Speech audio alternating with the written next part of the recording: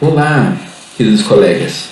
Então agora vamos à parte que é a parte mais prática e aplicável ao nosso contexto desses atendimentos das pessoas com suspeita ou confirmação de Covid, né, com os quadros atribuíveis aí ao coronavírus.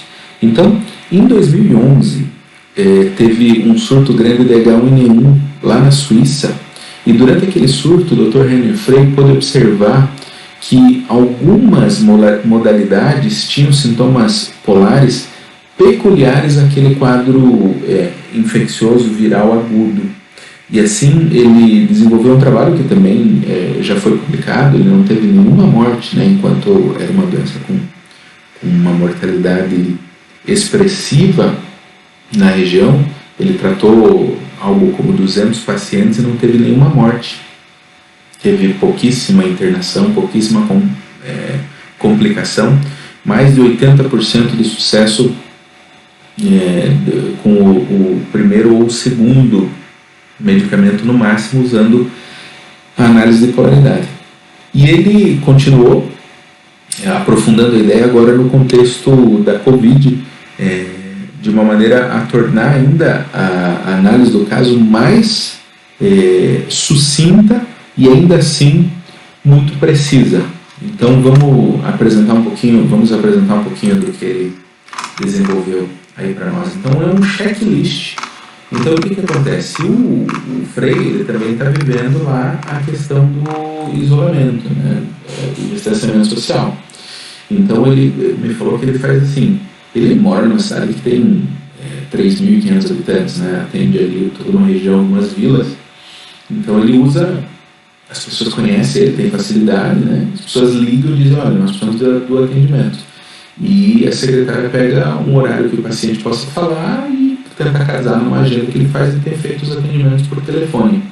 A secretária já faz chegar ao paciente esse checklist, um questionário com as modalidades que são as mais importantes. Então, quando ele liga, o paciente já teve a possibilidade de pensar a respeito daquelas modalidades, não é pego ali na consulta, naquele momento. Então, ele tem, às vezes é questão de minutos de espera, mas já é suficiente para ir trabalhando sobre os itens do questionário. Quando ele liga, então, ele já vai correndo por esses sintomas, confirmando se aquilo que o paciente marcou é verdadeiro, se houve um problema de entendimento dentro do checklist. E com isso ele toma esses sintomas e chega a uma prescrição. Então, com a análise de um conjunto limitado desses sintomas, eles têm conseguido cerca de 70% de sucesso com a primeira prescrição.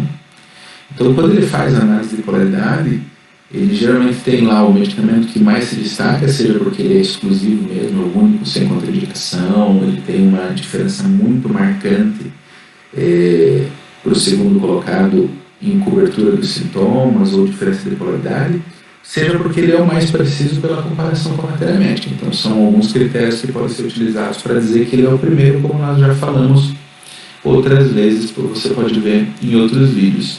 Então ele tem um primeiro medicamento e geralmente ele tem um segundo medicamento que ele tem como medicamento de reserva. Então funciona um pouco diferente. Lá na Suíça não tem a farmácia homeopática, ou a clínica homeopática é responsável pelo atendimento e pela dispensação do medicamento. Então ele geralmente dispensa já 2 frascos, com o primeiro medicamento e com o segundo medicamento.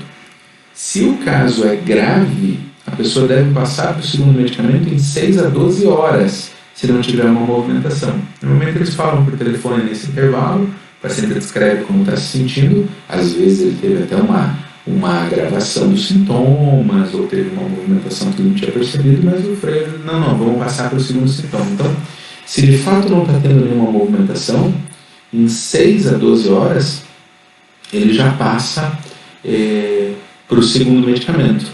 E 18% dos pacientes, então desses 30% que não tinham melhorado, 18% que seriam 60%, então ao todo 88% das pessoas, quase 90% melhoraram com o primeiro ou o segundo medicamento, que nos casos leves ou moderados, mais para leve, pode ser dado até 48 horas depois do uso do primeiro medicamento. Ele normalmente dá o medicamento escolhido na potência 200, Se o caso é grave, para tomar de hora em hora, né? Mas se não, para usar 4 vezes ao dia nesses 2 primeiros dias para ver a movimentação. É o padrão, né? Admite algumas mudanças, mas esse é o padrão que ele utiliza. Então, agora eu vou passar com vocês sucintamente quais são os sintomas que compõem esse checklist resumido para os quadros aí, agudos suspeitos ou confirmados de Covid. Então, primeira coisa, primeiro vem os que estão relacionados ao tempo, ao clima, né? Então tá lá, em ar aberto. Então, em ar aberto o paciente escreve melhora ou piora. Então vocês vão ver que a maioria dos sintomas tem as duas polaridades, mas alguns tem uma só. Quando chegar eu explico melhor. Então o paciente já marca ali, melhora, agrava, ou ele não marca nada, né? Aqui em português, eu tenho trabalhado com os meus pacientes, eu ponho a coluna não muda, porque eles não conseguem, eles acham que tem que marcar um dos dois. Mas não, é para marcar se tem uma mudança, se é uma coisa evidente. Também aqui ele não considera. Se o paciente marcou ali, eu melhoro ao ar livre, quando estou ao ar livre eu melhoro. Ele vai perguntar, mas isso mudou no período da doença? O paciente vai dizer, não, eu sempre sou assim. Então ele não considera. Ele considera as características do sintoma e da doença atual, né? O que mudou dentro desse quadro de desequilíbrio que o paciente está vivendo, né? Daí vem frio em geral, calor em geral, a questão do cobrir-se, né? Aquecer-se cobrindo-se, né? O uso de cobertas, e ao contrário o descobrir-se. Então esses relacionados ao clima são os que ele selecionou. Então, o checklist original que ele usava e os sintomas polares do Therapeutic Pocket Book vão ter ar seco, ar úmido, corrente de ar, né? Um ambiente aquecido por um fogão, né? Que é aquele termo antigo, né? Mas entrar num ambiente abafado. Então, tem vários outros aspectos, mas ele viu que esses não eram muito úteis, ou não eram muito confiáveis, ou não estavam muito presentes. Então, ele resumiu para esses 5 aí, relacionados ao clima. Depois vem posição e movimento do corpo. Então, deitado, sentado, em pé e logo após se levantar da cama. Então, o questionário original tinha deitando na cama, sentando na cadeira, levantando numa cadeira. Tinha várias opções nesse sentido, mas ele viu que não, que dava para resumir, de novo, a apenas 4 relacionados à posição do corpo. Deitado, sentado, em pé e logo após levantar, né? Levantou, logo após levantar, se agrava ou se melhora. Então nós temos aí 9 sintomas nessa primeira parte.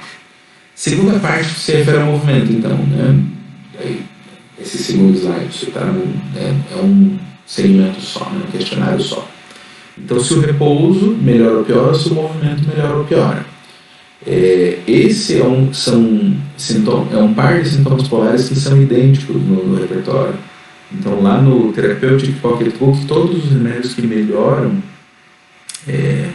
pelo repouso agravam pelo movimento e vice-versa, sabe? Mas isso é uma particularidade, só que ele diz que às vezes ele não toma os 2 sintomas juntos, sabe? Melhora pelo repouso e agrava pelo movimento, ele toma um só dos 2, né?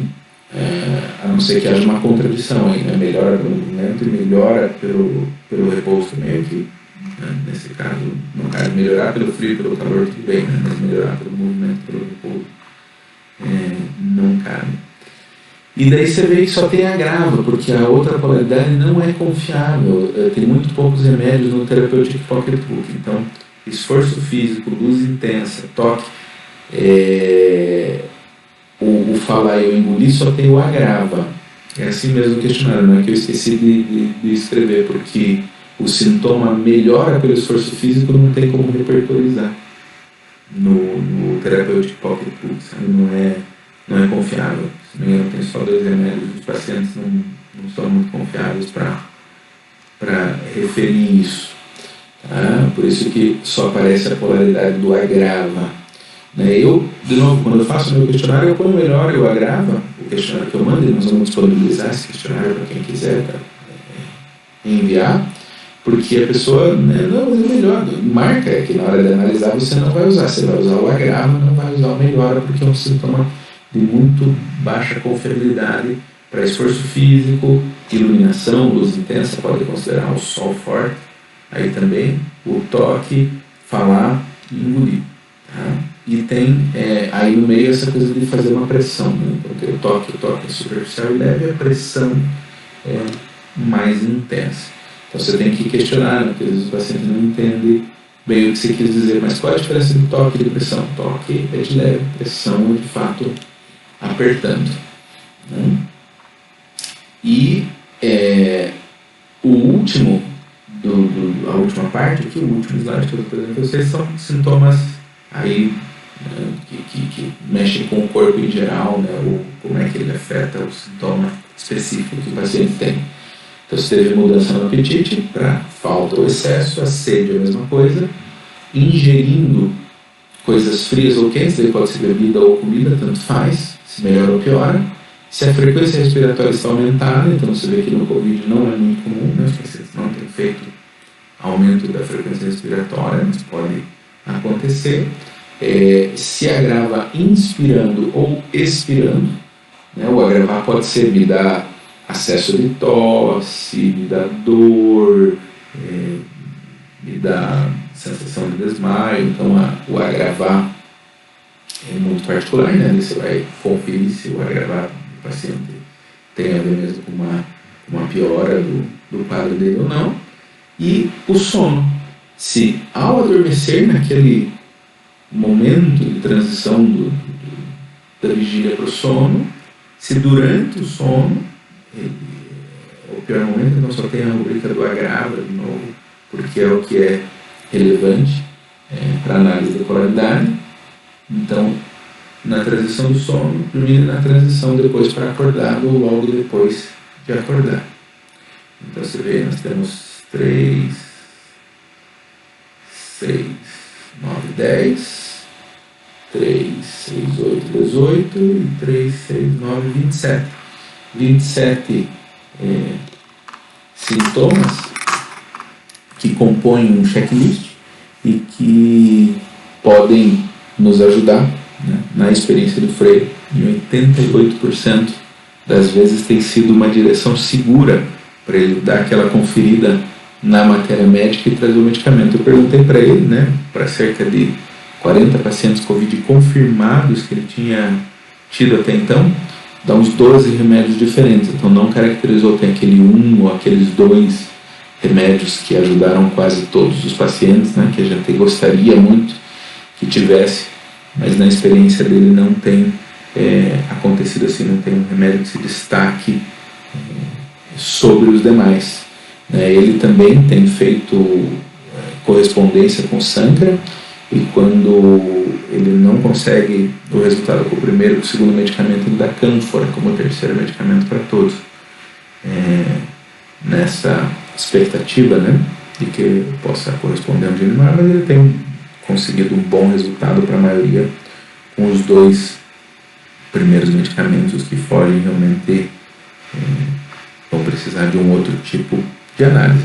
Então está aí colocado, uma maneira bastante simples, não é simplista, mas é simples, de você ter uma direção, né, você conseguir com esses 27 modalidades, sintomas polares, ter ali 2, 3 medicamentos para fazer a tua escolha de qual que é o mais indicado para aquele paciente. Espero que possa ajudar vocês na prática. Quem se interessar, convido que experimente usar a análise de polaridade e o software que o Freire disponibiliza gratuitamente para nós, o polarityanalysis.com, para fazer uma ferramenta de auxílio nesse nosso momento da pandemia.